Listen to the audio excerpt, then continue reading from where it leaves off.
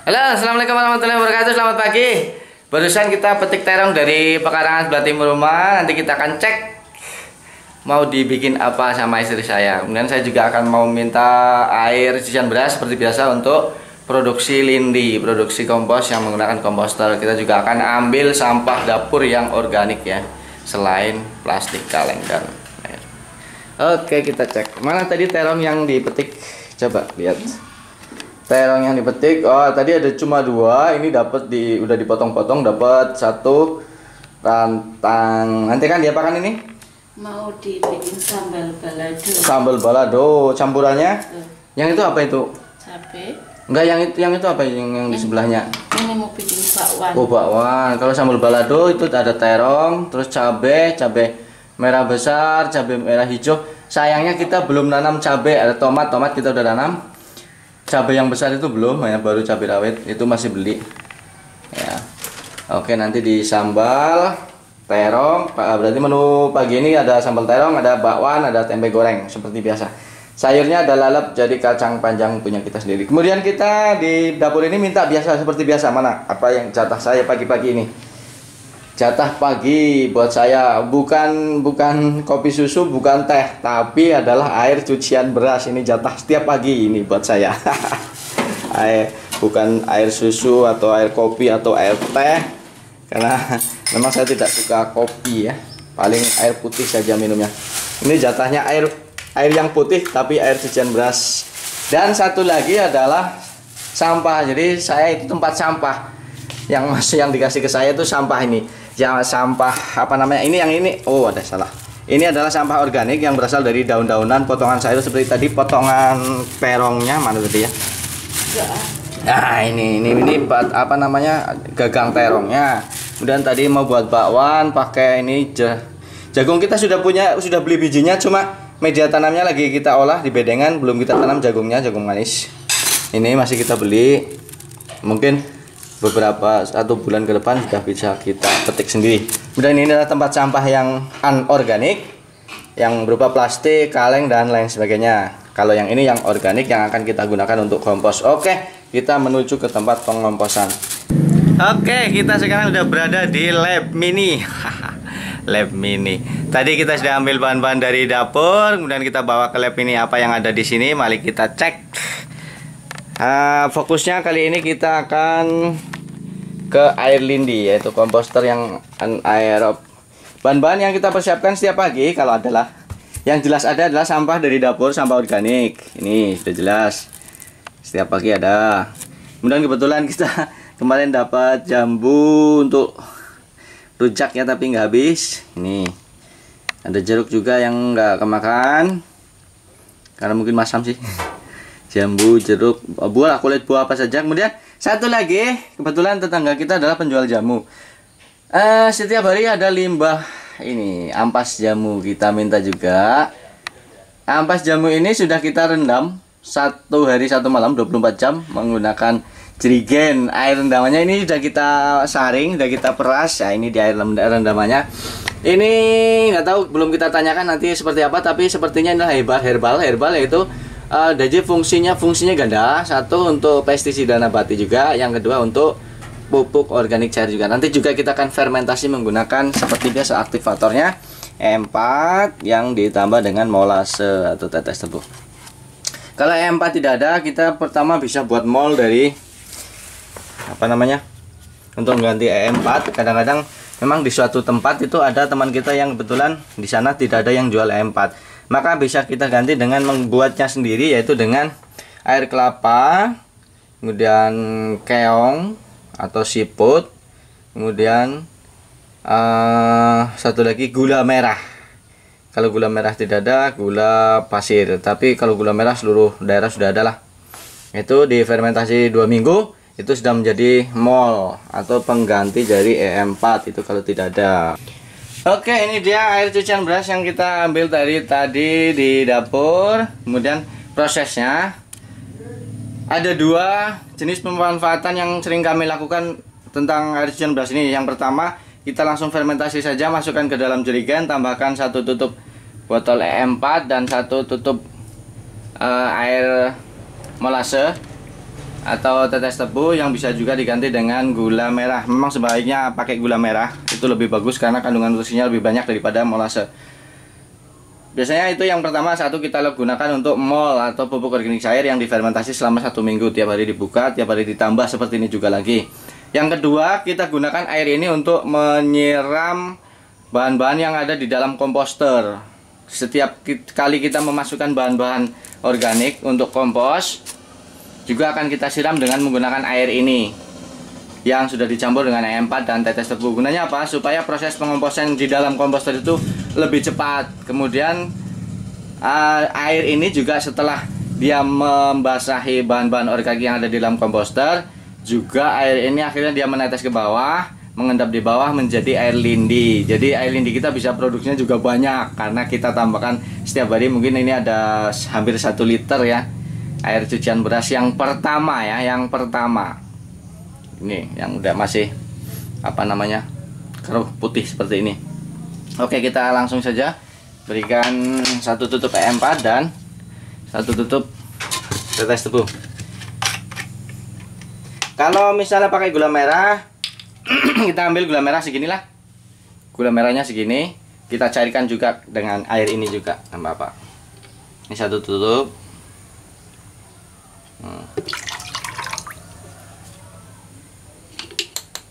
Kemudian molasenya juga 1 tutup.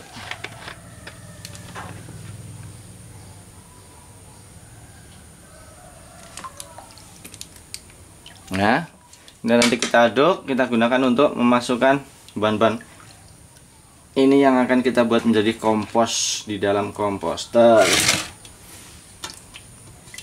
Nih, airnya di warnanya seperti air es dawet. Ya, seperti es dawet. Kayaknya manis ini, banyak sekali gizinya. Ya, kita selanjutnya akan masukkan bahan-bahan yang ada yang sudah kita persiapkan dari dapur, dari mana saja. Masukkan komposternya. Ini komposternya kita buka.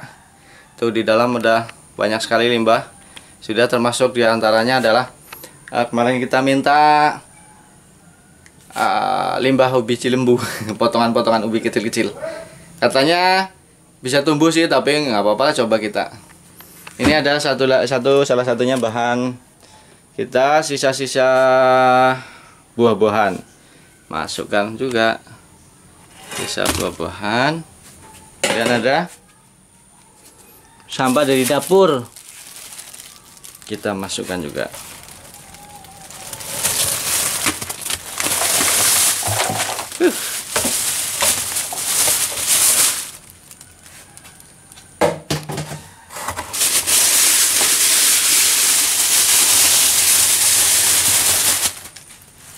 Ya, kita tambahkan limbah dari tukang jamu. Kita minta kemarin. Ini 3 hari juga segini banyak. 1 ember. Semuanya kita masukkan. Iya.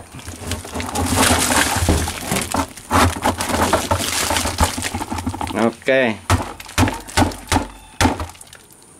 Kemudian tinggal kita siram menggunakan tadi air cucian beras yang sudah kita campur dengan apa namanya, E4 dan tetes tebu. Kita tinggal siramkan saja merata.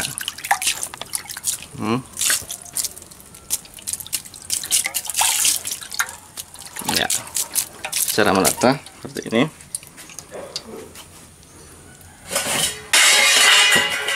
Apa itu jatuh? Ya.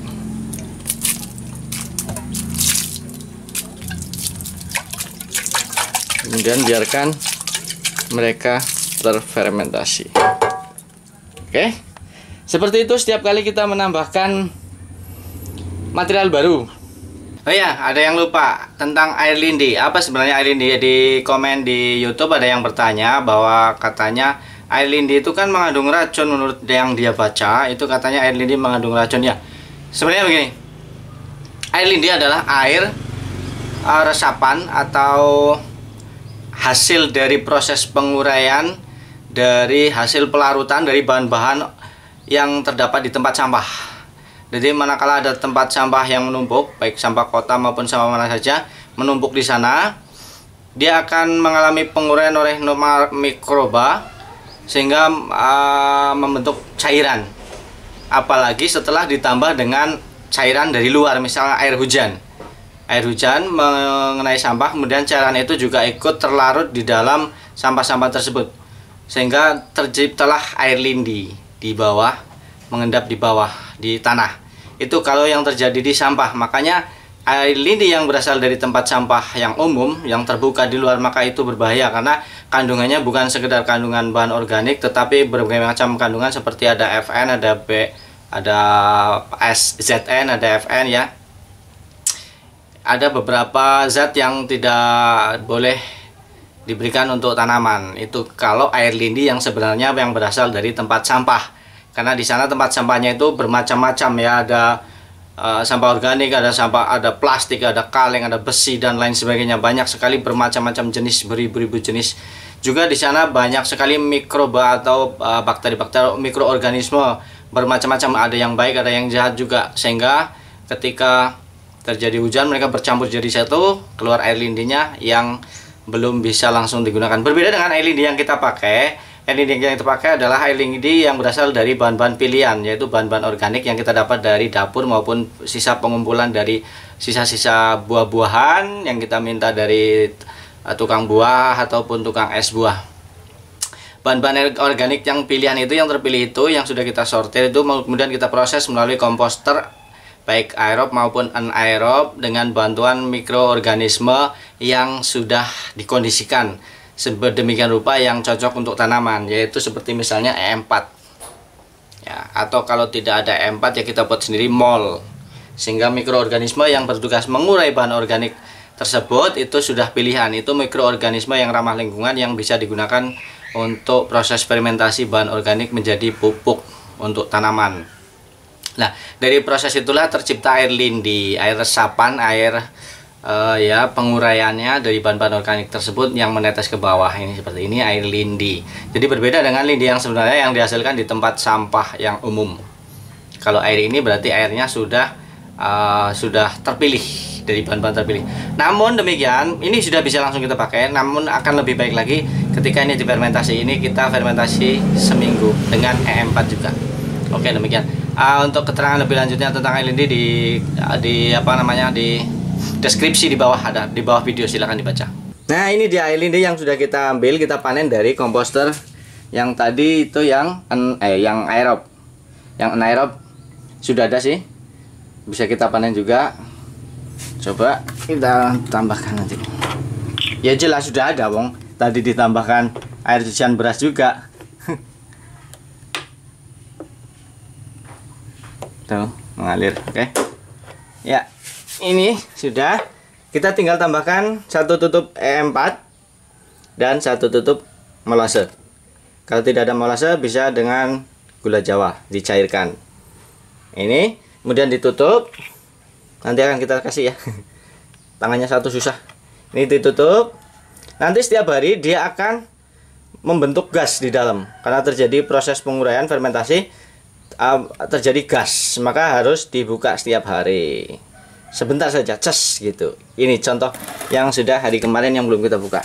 Dia keras botolnya karena di dalamnya ada gas, keras sekali. Kalau ini kan belum keras. Bisa dilihat dari kekerasan botol ini. Kalau botolnya seperti ini berarti belum ada gas karena kita baru. Kalau ini yang dari kemarin, ini sudah 5 hari proses. Mungkin 2-3 hari ke depan sudah bisa digunakan untuk siram. Ini udah keras banget, coba akan kita buka. Ini juga berdirinya susah karena di dalam juga, di bawah juga ada alasnya menggelembung ya. Coba perhatikan dan dengarkan. Nah, itu dia bunyi gasnya, ces. Coba baunya sudah.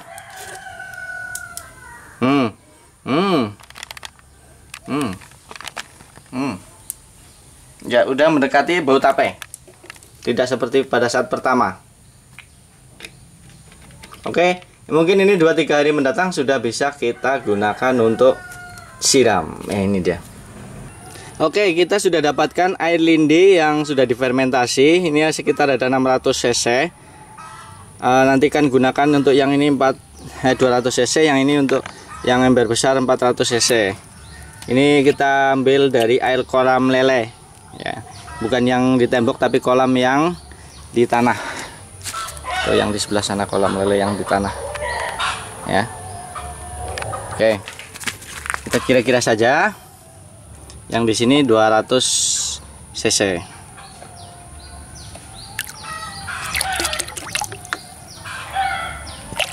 Ya. Kemudian yang di sini yang 400 cc.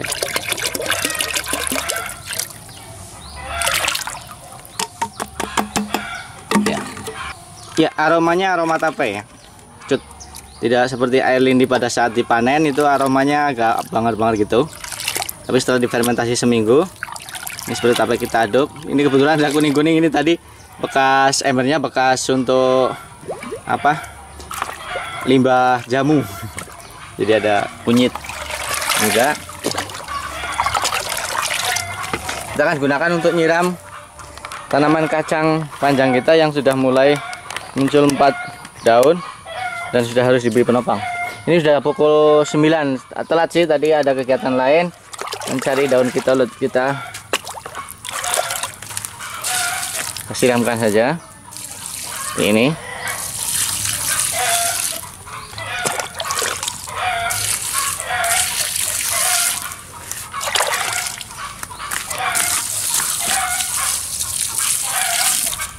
Nanti akan kita coba kacang yang ini kita siram pakai air lindi terus, hasilnya seperti apa, supaya bisa bercerita. Kalau campur-campur nanti tidak bisa bercerita, ya. Nanti ini juga akan kita beri penopang kayu supaya tidak roboh. Ini sudah ada yang roboh karena hujan kemarin malam lebat. Tuh kan roboh juga. Nanti akhirnya daunnya kotor, pertumbuhannya terganggu. Ini coba sekalian. Ini meskipun pertumbuhannya jelek tapi sudah berbuah. Ini jelek sekali, tapi nyatanya hidup. Tadinya ini diserang keriting dan lain sebagainya, kurang pupuk juga. Tapi terus kita semprot, kita rawat pakai pestisida nabati, nyatanya dia tumbuh juga akhirnya. Penyakitnya hilang juga, cabenya. Kebetulan pestisida nabati kita juga tinggal sedikit, nanti kita akan buat lagi. Yang selanjutnya nanti kan kita buat pestisida nabati yang kita akan tambahkan lagi jahe, rempah-rempah yang dari limbah jamu. Jadi komplit banget itu rempah-rempahnya. Kita sudah punya cem-cemannya, sudah punya rendamannya dari limbah jamu. Nanti akan kita campurkan ke pembuatan pestisida nabati. Efeknya akan seperti apa? Meskipun pestisida nabati yang sebelumnya kita buat juga bagus banget, akhirnya kacang kita juga selamat sampai tujuan, bisa petik berulang kali. Bahkan di bawah masih ada lagi yang tumbuh bagus. Oke, demikian tadi terus proses pembuatan air lindi kita yang melalui komposter anaerob. Dari awal persiapan bahan dari dapur dan limbah-limbah lainnya, sehingga diproses, ditambah dengan E4, tetes tebu dan sebagainya, masukkan dalam komposter. Kemudian selang 1-2 minggu sudah bisa dipanen air lindinya. Kemudian proses air lindinya lagi difermentasi, kemudian hingga sampai penyiraman. Mudah-mudahan video kami ini bermanfaat bagi para pemirsa sekalian untuk berkebun organik di pekarangan rumah. Jika memang bermanfaat, silakan diklik share kepada teman, saudara maupun siapa saja. Mudah-mudahan banyak sekali orang yang ikut-ikutan berkebun secara organik untuk memenuhi kebutuhan makanan di dapur kita sendiri, buat anak dan keluarga kita yang sehat. Kami selalu berharap ada masukan, saran, kritik, bimbingan supaya kami ke depan lebih baik lagi dalam mengelola pekarangan menjadi sumber makanan yang sehat. Bagi para pemirsa yang setia, kami mengaturkan beribu-ribu terima kasih atas kesetiaannya. Pada para pemirsa yang baru saja nonton, silahkan klik subscribe bisa di bawah video, bisa di akhir video ada gambar keluarga saya yang lingkaran, silahkan diklik untuk berlangganan gratis video kami selanjutnya tentang apa saja yang kami lakukan untuk mengelola pekarangan rumah menjadi sumber makanan yang sehat buat keluarga. Terima kasih sudah nonton. Wassalamualaikum warahmatullahi wabarakatuh.